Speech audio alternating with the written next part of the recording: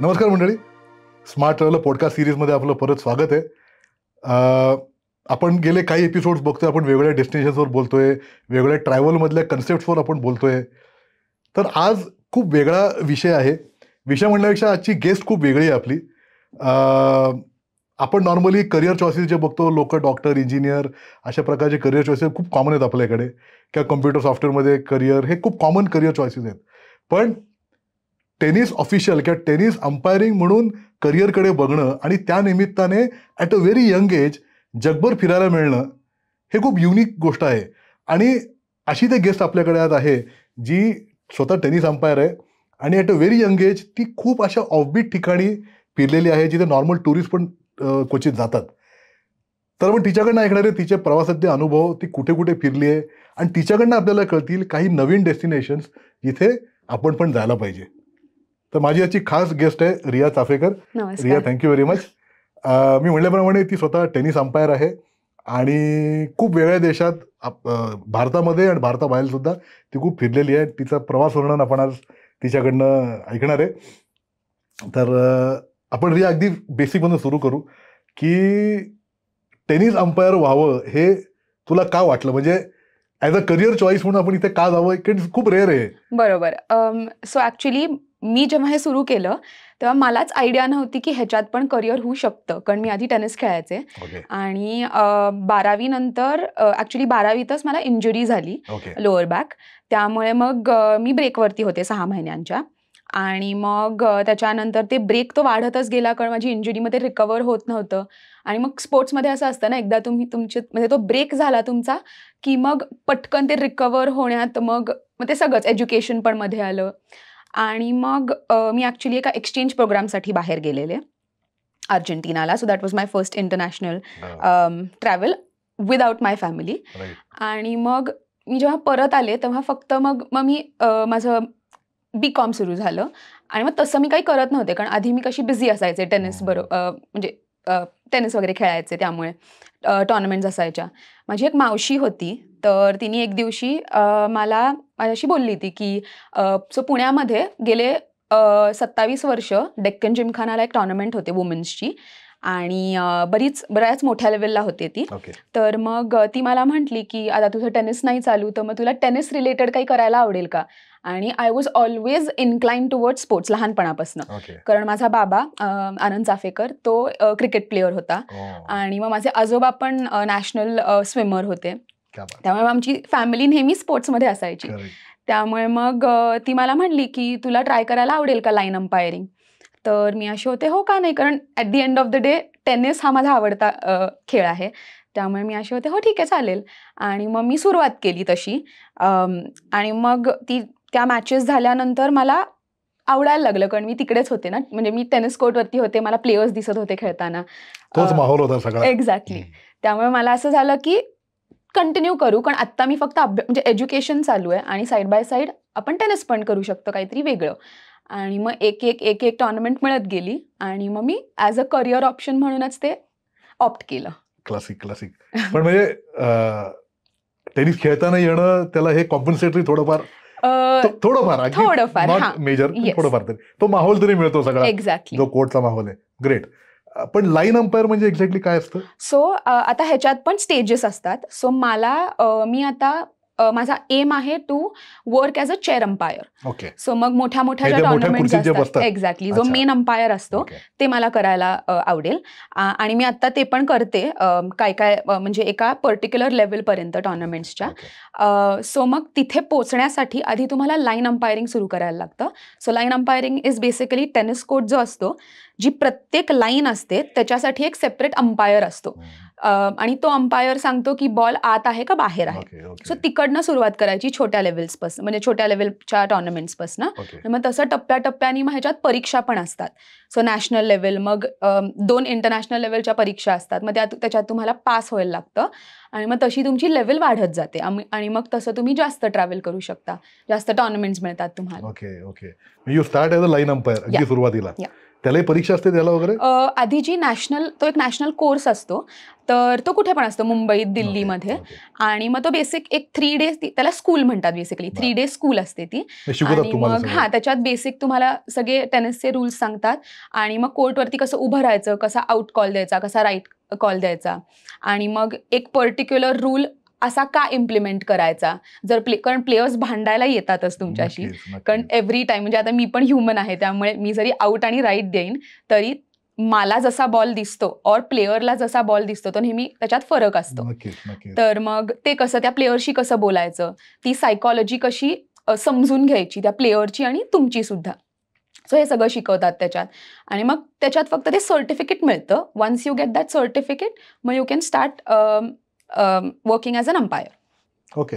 पण मग just as a layman, की जर कोणाला एंट्री करायची असेल into this officiating domain, कुठलाही स्पोर्ट असो, म्हणजे टेनिस तू करते म्हणून, पण बाकी कुठलाही स्पोर्ट असो, इज इट नेसेसरी की तुम्ही तो स्पोर्ट पहिले खेळलेला पाहिजे? असं चांगलं असतं काय, असं काही गरज नाहीये? मी म्हणेन की इट इज बेटर की जर तुम्हाला तो स्पोर्ट माहिती असेल आधीपासून और तुम्ही खेळला असाल तो स्पोर्ट. कारण कसं होतं की आता मी माझा हे सांगते एक्सपिरियन्स, मला टेनिस माहिती असल्यामुळे आणि मी मॅचेस खेळल्यामुळे मला कसं व्हायचं, जेव्हा मी आत्तासुद्धा जेव्हा मी चेअर अंपायरचं काम करते और इवन लाईन अंपायरचं, तेव्हा मला त्या प्लेअरची सायकॉलॉजी पण कळते, कारण मी त्याच्या पोझिशनमध्ये होते. म्हणजे नॉट नेसेसरी की मी त्या लेवलला खेळली आहे, पण तुम्ही मॅचेस खेळला की तुम्हाला एक ते कळतं, म्हणजे व्हॉट इज फेल्युअर, और ते जेव्हा तुमच्याकडे भांडायला येतात ते काय स्टेटमध्ये आहेत आता, त्यांचा स्टेट ऑफ माइंड काय आहे. एक्झॅक्टली. त्यामुळे तशा ह्यानी मग त्यांच्याबरोबर कॉन्व्हर्सेशन करणं हे जास्त सोपं जातं, असं म्हणजे इज व्हॉट आय फील. पण जर तुम्हाला आवड असेल आणि जर तुम्हाला रूल्स माहिती असतील आणि जर तुम्हाला शिकायची पण आवड असेल, तर I think anyone can go for it, as long as you have a good eyesight, good and calm mind. आणि काम माइंड. पण I think your point is valid की तो खेळ तुम्ही पहिले खेळला असाल तर तुम्हाला असं सोपं येतंय करणं, मच इझियर, कारण थोडी बॅकग्राऊंड असते खेळाची. बरोबर. तर एनी टाइम बेटर. ग्रेट. म्हणजे हे तसं अवघड आहे, म्हणजे परीक्षा देणं आणि ट्रेनिंग घेणं 3 दिवस. हो. आणि इथे म्हणजे आपल्याला असं वाटतं की ह्याच्यात कमी लोक आहेत, पण ऍक्च्युली जेवढं तुम्ही जाता आणि जेवढा तुम्हाला एक्सपिरियन्स मिळतो ना वेगळ्या वेगळ्या टुर्नामेंट्समधनं, तेव्हा त्याच्यातून कळतं की किती लोक आहेत ह्याच्यात. अच्छा. ओके. म्हणजे इंटरनॅशनल लोक. ओके. पण भारतात ऍज अ करिअर चॉईस किती पॉप्युलर आहे हे? म्हणजे नाही ऍक्च्युली अजून एवढं, कारण म्हणजे इंडियामध्ये एवढे अजून अंपायर्स नाही आहेत आपल्याकडे. आणि आता आपल्या इकडे पण कसं होतं की मॅचेस म्हणजे टुर्नामेंट्सच जास्त नाही आहेत, कारण स्पॉन्सर्स म्हणजे तेवढे स्पॉन्सर करणारी लोक पण पाहिजेत आपल्या इकडे. आणि मला वाटतं की टेनिस असा स्पोर्ट आहे जो अजूनही ग्रो होतोय भारतात. म्हणजे जसं क्रिकेट आहे ज्या लेवलला, बॅडमिंटन पण एका लेवलला आहे, तेवढं आय डोंट थिंक अजून टेनिस आहे.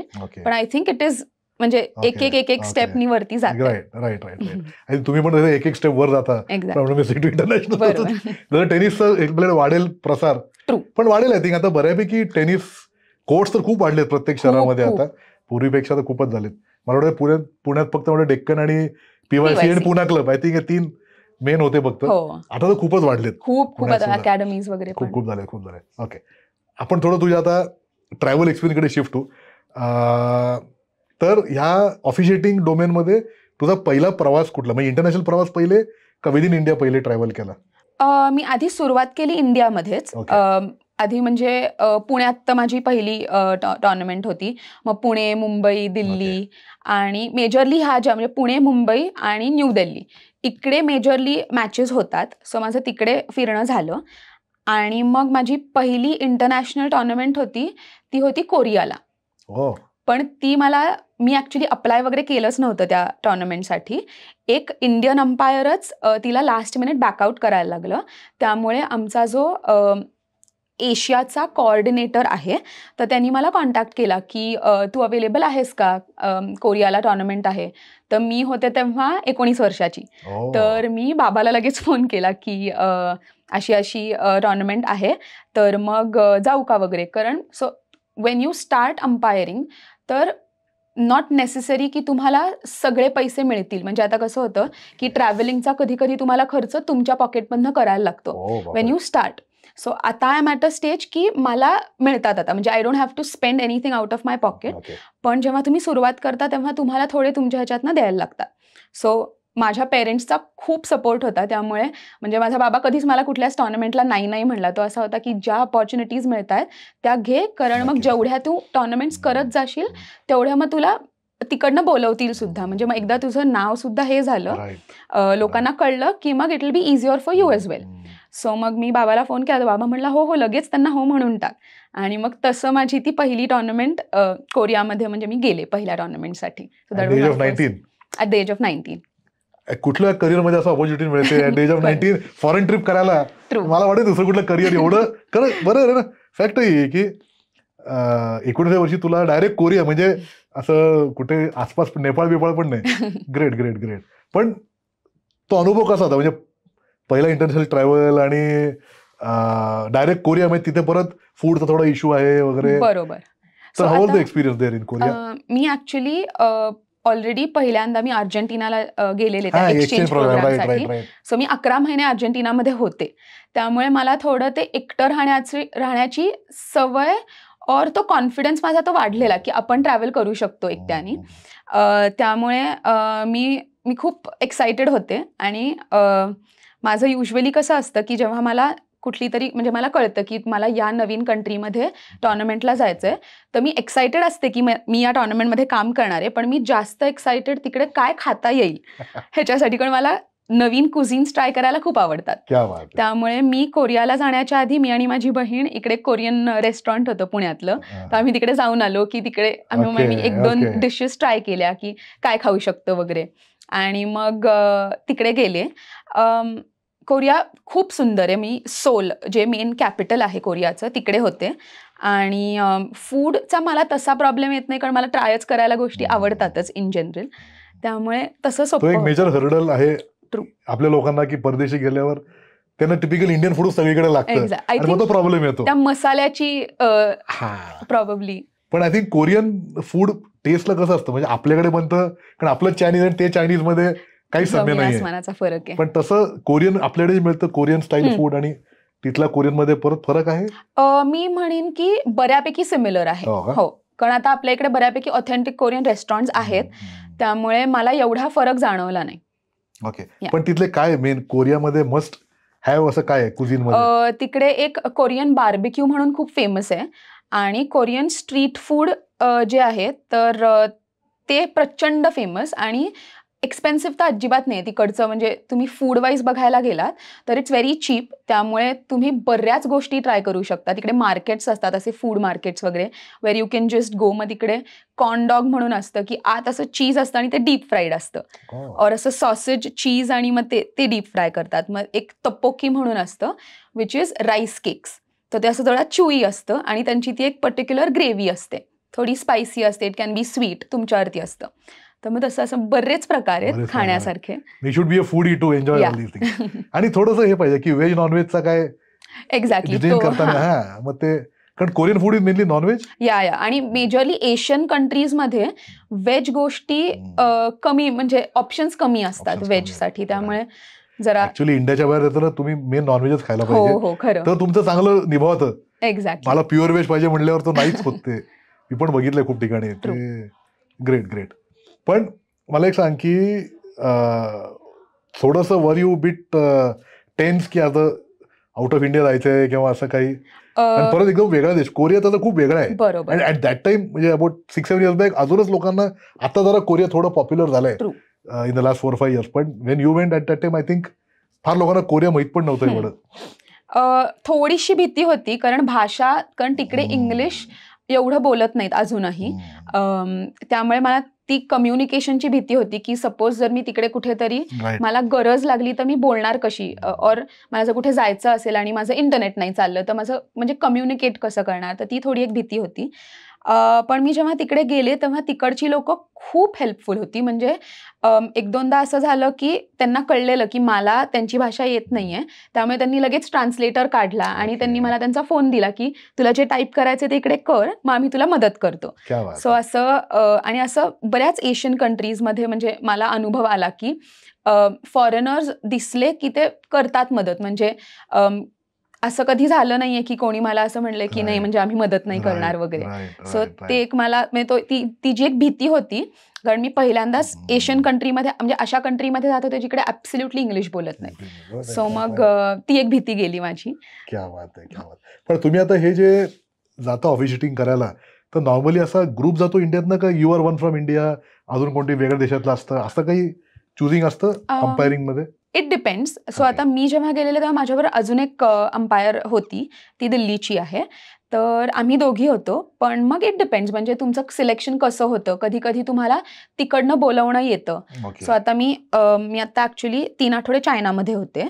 तर तिकडचा जो रेफरी होता तो पुण्यात आलेला एका टुर्नामेंटसाठी. तर त्यांनी मला रेकमेंड केलं जेव्हा तो चायनाला परत गेला की हिला मला बोलवायला आवडेल, म्हणून मग त्यांनी रेकमेंड केलं की तुला जर म्हणजे असाइनमेंट्स नसतील कुठल्या तर तुला चायनामध्ये येऊन काम करायला आवडेल का.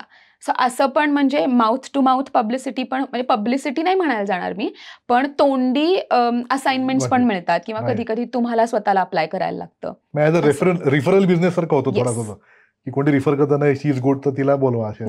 Nice nice nice nice.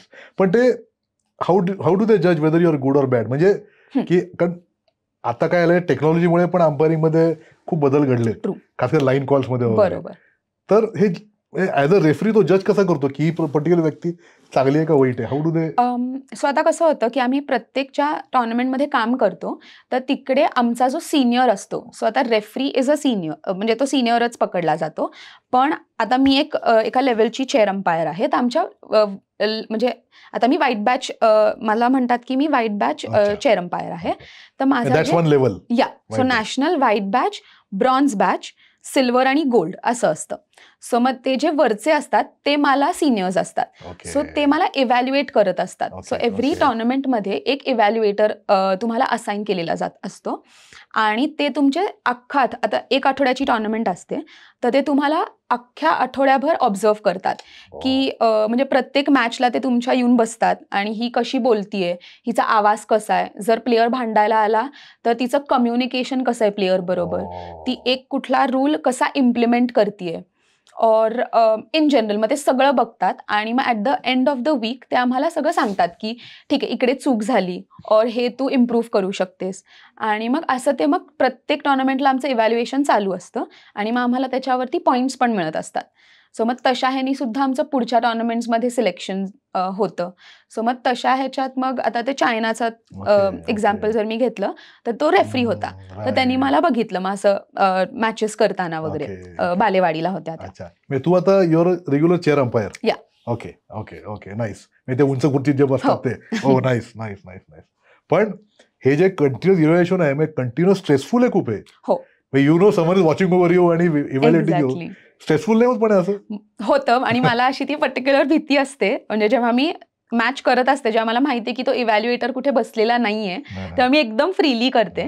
पण जेव्हा मला कळतं की ओके हा माझ्या मागेच बसला, तेव्हा थोडी ती अशी भीती असते की व्हॉट इफ आपण इकडे इकडे चुकलो तर. पण मग तुम्ही शिकतच जाता की ठीक आहे, म्हणजे जरी असले तरी at the end of the day you have to work. त्यामुळे तुम्ही चुकून नाही चालत, कारण तुम्ही जो डिसिजन देता तो त्या प्लेअरला अफेक्ट करत असतो, कारण म्हणजे तो प्लेअरचं हे लाईव्हलीहूडच आहे ना. त्यामुळे मग तुम्हाला नीट तुमचं डोकं म्हणजे मॅच मध्येच ठेवून काम करायला लागतं. सो ते प्रेशर कसं हँडल करायचं हे पण खूप शिकायला मिळतं प्रत्येक मॅच मधनं. नक्कीच नक्कीच नक्कीच. आपण मगाशी बोलता ना, तू कोरियाचं बोललीस, तो पहिला इंटरनॅशनल ट्रॅव्हल कोरियात होता. त्यानंतर कुठे प्रवास केला अजून तू? असं काही ऑफबीट प्लेसेस जिथे नॉर्मली टुरिस्ट जात नाही पण जिथे तू जाऊ शकली आहे बिकॉज ऑफ टेनिस? सो मी कझाकिस्तानला गेलेले. अस्ताना म्हणून एक सिटी आहे तिकडे, आणि मी ऑक्टोबर महिन्यात गेलेले, त्यामुळे तिकडे प्रचंड थंडी होती. आणि जेव्हा मला पहिल्यांदा कळलं की मला कझाकिस्तानला जायचं आहे, मी फुल एक्साइटेड होते. कारण तसं बघायला गेलं तर ती ऑफबीटच कंट्री आहे. आणि म्हणजे त्या रशियाच्या खालती ज्या कंट्रीज येतात तिकडे एवढं जाणं नसतं कोणाचं, म्हणजे ॲज टुरिस्ट. तर मी पहिल्यांदा तिकडे स्नोफॉल पण बघितला, त्यामुळे म्हणजे तो एक्सपिरियन्स खूप चांगला होता त्या कंट्रीचा. आणि मग मला त्याच्यानंतर कळत पण गेलं की तिकडे बरीच इंडियन मेडिकल स्टुडंट्स पण जातात, कारण तिकडे तसं एज्युकेशन वाईज आणि तिकडे मेडिकल फॅसिलिटी खूप चांगली आहे, और युनिव्हर्सिटीज खूप चांगल्या आहेत. कारण आमच्या फ्लाईटमध्ये खूप इंडियन्स होते आणि मला असं झालं ही नक्की कझाकिस्तानला म्हणजे आस्थानालाच चालली आहे ना फ्लाईट, असं झालेलं एका पॉइंटला. पण बघण्यासारखं खूप आहे कझाकिस्तानमध्ये सुद्धा. Nice nice. खूप ऑफबीट आहे, अजून आपल्याकडे एवढा पॉप्युलर नाही आहे तो as a tourist destination. I think आता दिल्लीतनं फ्लाईट तिथे चालू आले रेग्युलर, बॉम्बेतून पण फ्लाईट तिथे चालू आलेत. कुठे इकडे ट्रॅव्हल केलंय आफ्रिकन कंट्रीज मध्ये वगैरे? आफ्रिकन कंट्रीज मध्ये नाही अजून तरी नाही. Okay okay okay. पण कझाकस्तान सारखं अजून कुठलं ऑफबीट कंट्री अशी? ऍक्च्युली चायनामध्येच, पण चायनामध्ये मी एक मानशान म्हणून सिटीमध्ये होते आता 3 आठवडे. खूप छोटी सिटी, पण चायनामध्ये जर तुम्ही बघायला गेलात, म्हणजे मी हे जे खूप छोटी सिटी म्हणतीये तरी ती छोटी नसतेच, म्हणजे इट इज सो डेव्हलप्ड की आता म्हणजे त्या सिटीमध्ये बघण्यासारखी फक्त एकच गोष्ट होती आणि तरीही म्हणजे ती अशी पुण्यासारखी वाटत होती मला सिटी. म्हणजे एवढ्या गोष्टी आहेत तिकडे, एवढी डेव्हलप्ड आहे. त्यामुळे किती पण छोटी सिटी म्हणली ना तरी ती छोटी नसते म्हणजे चायनामध्ये. एक्झॅक्टली. सो ते एक खूप इंटरेस्टिंग होतं माझ्यासाठी. आणि ऍक्च्युली चायनामध्येच मी असं ऑफबीट आणि एक मी व्हिएतनामला गेलेले. तिकडे माझी व्हाईट बॅच म्हणजे माझी जी हे होती त्याची एक्झाम होती, तर मी त्या एक्झामसाठी तिकडे गेलेले आणि त्याच्यानंतर तिकडे टुर्नामेंट केली. तर तिकडे साऊथमध्ये एक टेनिन म्हणून गावच आहे, ते पण छोटंसं, आणि तिकडे एक अकॅडमी आहे जिकडे 7-8 टेनिस कोर्ट्स आहेत. साऊथ मध्ये क्लोज टू होचिमिन वगैरे आहे? नाही, होचिमिन थोडं वरती आलं, ते अजून खालती आहे. हा, तर तिकडे मी होते आणि तिकडे तर त्यांना आय डोंट थिंक त्या लोकांना एवढी सवय आहे फॉरेनर्सची. त्यामुळे मी असं 2-3 ठिकाणी म्हणजे असं कुठे पण गेले ना, आणि तिकडे माझ्यावर 2-3 इंडियन्स पण होते, तर मग ते लगेच आमचे फोटोज काय काढायचे, मग त्यांना असं गप्पा मारायला म्हणजे त्यांना बोलायचं असायचं आमच्याशी, कारण त्यांच्यासाठी बहुतेक आम्ही खूपच नवीन होतो त्या पर्टिक्युलर सिटीमध्ये और टाउनमध्ये. Correct correct. आणि ते व्हिएटनामीज लोक तसे खूप जॉवियल आहेत, म्हणजे आणि खूप हंबल आहेत ते तसे. ते ऍक्च्युअली लोकांना घाबरतात खरं माहितीये. त्यांचा स्वभाव तसा आहे थोडासा आउट गोईंग नाही आहेत, फार इंट्रोवर्ट आहेत थोडे ते, त्यामुळे त्यांना ते. पण हे जे फिरायला मिळणं हा एक प्लस बोनस पॉईंट वाटतोय तुला? ती काय अंबानीमध्ये ग्रो होणारच आहे आता, व्हाईट आणि कुठे गोल्ड ब्रॉन्झ हे जे लेवल्स आहेत ते तर होणारच आहे, प्रोफेशनली ते होणारच आहे. पण त्या प्रोफेशनल सक्सेस बरोबर हे जे करायला मिळतं की travelling to very offbeat places, getting new experiences everywhere, what do you feel is more fulfilling out of the two? मला more than going to a new country, मला तिकडचा जो लोकांबरोबरचा एक्सपिरियन्स असतो तो खूप जास्त आवडतो. म्हणजे मी नवीन ज्या लोकांना भेटते आणि नॉट जस्ट तिकडचे अंपायर्स, पण तिकडची जी लोकल लोक असतात, तर त्यांच्याबरोबर संवाद साधायला और म्हणजे ती भाषा जाणून घ्यायला. म्हणजे ऑब्व्हियसली मी अख्खी भाषा नाही जाणून घेऊ शकत, पण त्यांचं कल्चर, त्यांची भाषा, त्यांचं जेवण, इन जनरल मला हे जाणून घ्यायला इतकं आवडतं. त्यामुळे आय फील लकी की मला एवढ्या नवीन कंट्रीजला ट्रॅव्हल करायला मिळतं. आणि ऑल्सो एक प्लस पॉईंट आहे, कारण इंडियामध्ये कमी टुर्नामेंट्स असल्यामुळे आम्हाला बाहेर ट्रॅव्हल करायला जास्त मिळतं, त्यामुळे तो एक प्लस पॉईंट आहे ॲक्च्युली. पण म्हणजे टुर्नामेंट एका साईडला आहेच आहे, पण हे जे बाकीचे फॅक्टर्स आहेत त्याच्यामुळे आय फील लकी की मला एवढ्या कंट्रीजला ट्रॅव्हल करायला मिळतंय. पण ह्या हेक्टिक शेड्यूल्स मध्ये, तुमच्या टुर्नामेंट शेड्यूल मध्ये वगैरे, do you get time to go around the city किंवा असं? Not every time. आता म्हणजे कारण कसं होतं की आम्ही सकाळी जे कोर्टवरती जातो ते संध्याकाळी परत हॉटेलवरती येतो, त्यामुळे त्याच्यानंतर परत बाहेर जायचं आणि कारण परत सकाळी लवकर उठायचं म्हणजे असतं, तर मग ते असं जरा खूपच होतं, म्हणजे असं प्रेशर आल्यासारखं होतं. पण कधी कधी मग एखाद दुसरा दिवस आम्ही एक्सटेंड करतो ट्रिपचा, और असं क्वार्टर फायनल, सेमी फायनल्सला दिवस छोटे असतात, मग तेव्हा आम्ही आजूबाजूचं बघून येतो. पण अदरवाईज जर नाहीच झालं तर मग आम्ही कुठल्या तरी असं नवीन रेस्टॉरंट ट्राय करतो, नवीन फूड आयटम ट्राय करायला जातो, असं काहीतरी, म्हणजे जर अगदीच ती सिटी बघता नाही आली. राईट. पण मला एक सांग की नॉर्मली आपण जे बघतो की ह्या स्पोर्ट्स ह्याच्यामध्ये, कुठलाही स्पोर्ट्स असो, जे प्लेयर्स जातात त्यांची सोय सगळी खूप चांगली असते, म्हणजे ट्रीटेड व्हीआयपीज एव्हरीवेअर. पण जे ऑफिशियल जातात त्यांची सोय कशी करतात, खास करून टेनिसमध्ये? आता ओव्हरऑल सोय कशी असते in terms of airport pickup असेल किंवा एअरपोर्टला ड्रॉप असेल, हॉटेल व्यवस्था असेल, ही नॉर्मली कशी असते? Is it as good as the players? हो, मी म्हणेन, कारण आतापर्यंत मी ज्या कुठल्या टुर्नामेंट्सला गेली आउट ऑफ इंडिया, आम्हाला सगळीकडे इतकं चांगलं ट्रीट केलं गेलंय की म्हणजे मला असं वाटतं की मीच प्लेअर आहे ऍक्च्युली. म्हणजे तो मान पण दिला जातो की त्या म्हणजे टेनिस अंपायरचा. मला माहिती नव्हतं आधी की म्हणजे आता मी असं मला कम्पेअर नाही करायचं, पण जेवढा इंडियामध्ये नाही दिला जात तेवढा बाहेरच्या देशांमध्ये मला जाणवला तो. और ते जे आपल्यासाठी करतात, म्हणजे जसं तुम्ही म्हणलात की एअरपोर्ट पिकअप्स वगैरे, म्हणजे ह्या ज्या छोट्या छोट्या गोष्टी असतात ना, त्या मॅटर खूप करतात. आणि म्हणजे तसं बघायला गेलं तर आपल्या इकडे तेवढं अजून तशा ह्यानी विचार केला नाही जात. म्हणजे अंपायर्सचा और जे टुर्नामेंटसाठी काम करतात ह्या लोकांचा, प्लेयर्सचा केलाच जातो, पण जे बॅक एंडला असतात ना त्यांचा एवढा विचार केला नाही जात. तोच मी ऑपोजिट मी बाहेर बघितलं की प्लेयर्सचा पण तेवढा विचार करतात, पण ह्या बाकीच्या लोकांचा पण म्हणजे विचार केला जातो की ह्यांना काय लागेल, ह्यांचं कसं करता येईल, म्हणजे त्यांचं सगळं ट्रॅव्हल स्मूथ होईल. सो असं ते ऍक्च्युली इम्पॉर्टंट आहे, कारण हे खूप ठिकाणी मी बघितलंय की ऑफिशिएटिंग किंवा जे ऑफिशियल्स आहेत टुर्नामेंटचे त्यांची तेवढी चांगली व्यवस्था नसते कम्पेअर्ड टू द प्लेयर्स, आणि हे आय थिंक कुठे चेंज होणं पण गरजेचं आहे. एक्झॅक्टली. पण आपल्याकडे तेवढीच चांगली व्यवस्था करतात इंडियात सुद्धा. आता ज्या 2-3 टुर्नामेंट्स केल्या मी इंडियात, तिकडे मस्त केलेली व्यवस्था. सो आता हळूहळू त्यांना पण तो बहुतेक आय गेस ते पण जर बाहेर जात असतील तर त्यांना पण तो एक्सपिरियन्स येत असेल की बाहेरच्या कंट्रीजमध्ये कशी टुर्नामेंट ऑर्गनाईज केली जाते आणि मग सगळ्यांना कसं काय म्हणतात अरेंजमेंट कशी केली जाते.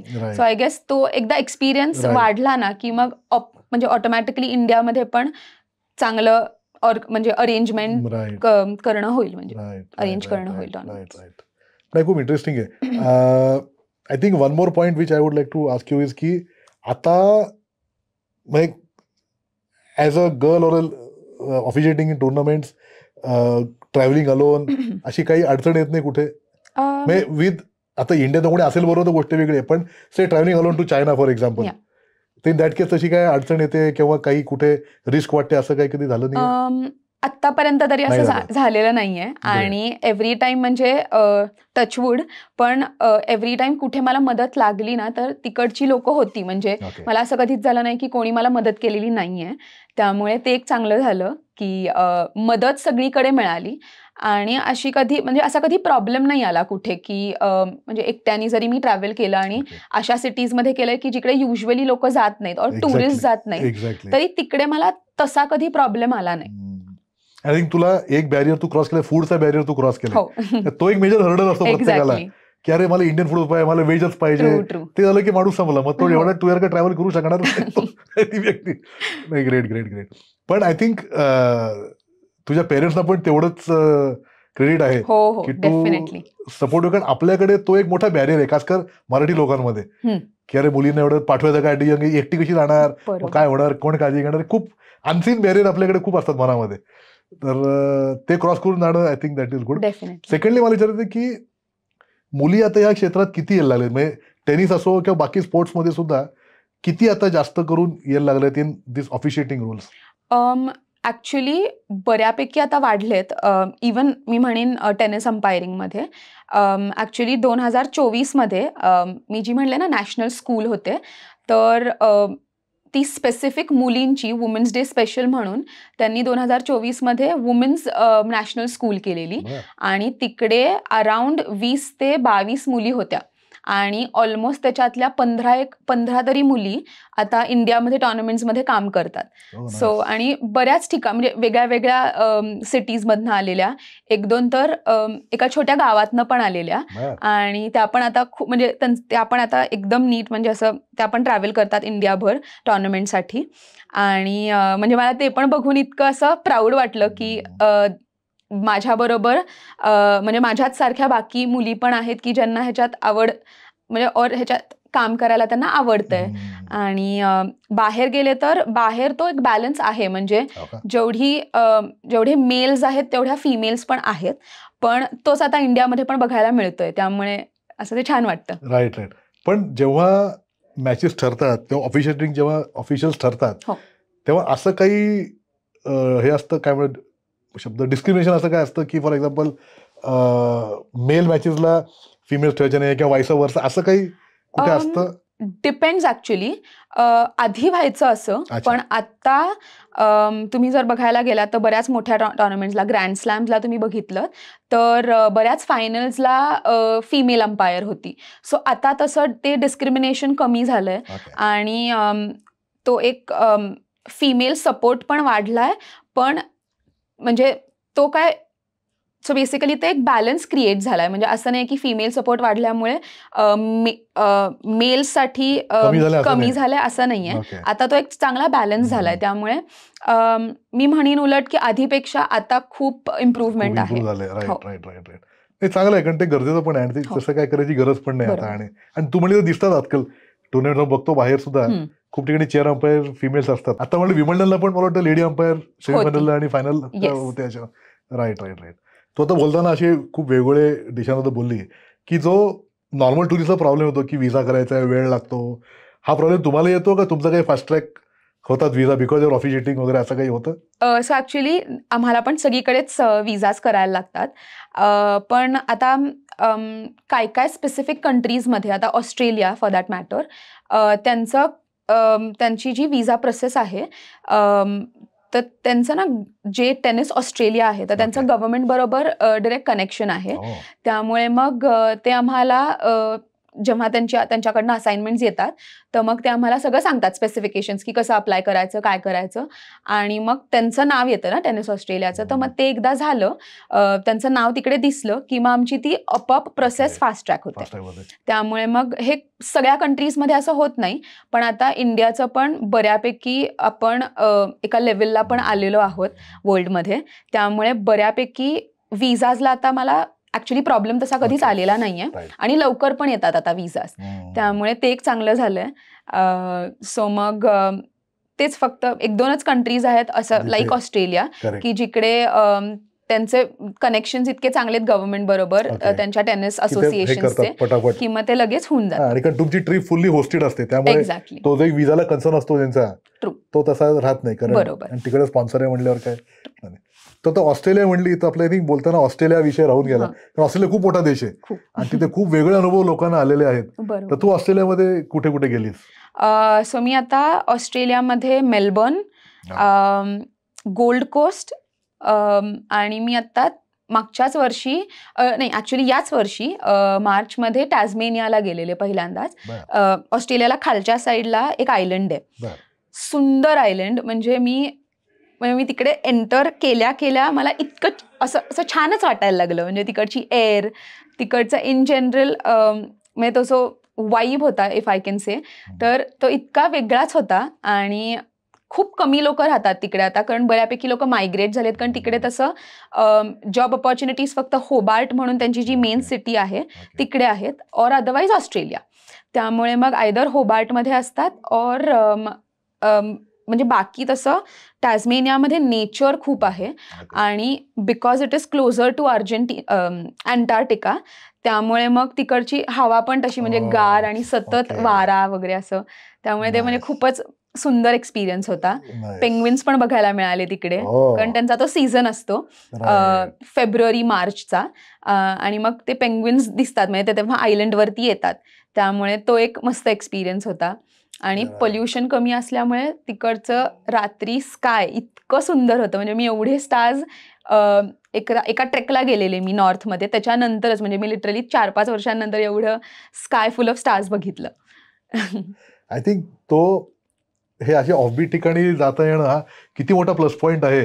अंपायरिंग तर आहेच, no doubt, that is your career. पण त्या अनुषंगाने असं ट्रॅव्हल करता येणं is something unique that you are happy, you are lucky to get this opportunity. खरं असं, कारण कित्येक लोक ऑस्ट्रेलिया गेले की फक्त टिपिकल मेलबर्न आणि गोल्ड कोस्ट आणि सिडनी ह्याच्या पलीकडे कोणी फार जात नाही. एक्झॅक्टली. टास्मेनियाला मला क्वचित कोणी गेलेलं आठवतंय, ऍक्च्युली जात नाही हो मी पण आता, कारण आपण असं म्हणजे बोलतो ना फ्रेंड्स मध्ये वगैरे, त्यामुळे मी खूप लोकांना तेच म्हणजे ऑस्ट्रेलियाला गेलेत पण टॅझमेनियाला कोणी गेलं नाही. सो मी इतक्या लोकांना सांगितलं की तुम्हाला जर कधी ऑपॉर्च्युनिटी मिळाली तर टॅझमेनियाला नक्की जा, खूप सुंदर आहे. कारण आय थिंक ऑस्ट्रेलियन टुरिझम बोर्डला पण सांगायला पाहिजे की तुम्ही प्रमोट करा टॅस्मेनिया, ते पण प्रमोट नाही एवढं करत जेवढं बाकी सगळं करतात.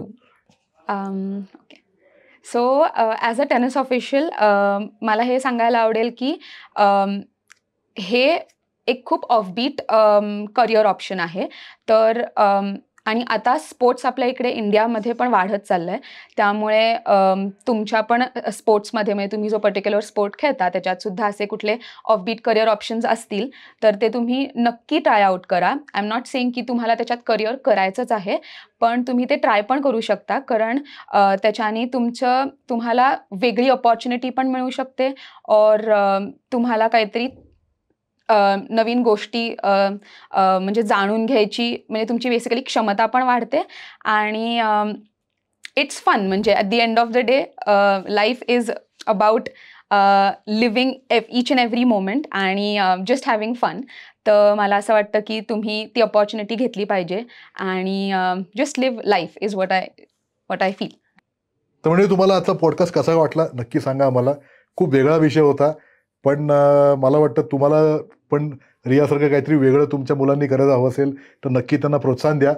आणि ती जर म्हणली तिच्या आईवडिलांनी तिला सपोर्ट केलं, तुम्ही पण तुमच्या मुलांना सपोर्ट करा, जेणेकरून असे ऑफबीट करिअर चॉईसेस ते अगदी नक्की निवडतील. आणि सर्वात महत्त्वाचं, आमचं चॅनल लाईक आणि सबस्क्राईब नक्की करा. थँक्यू.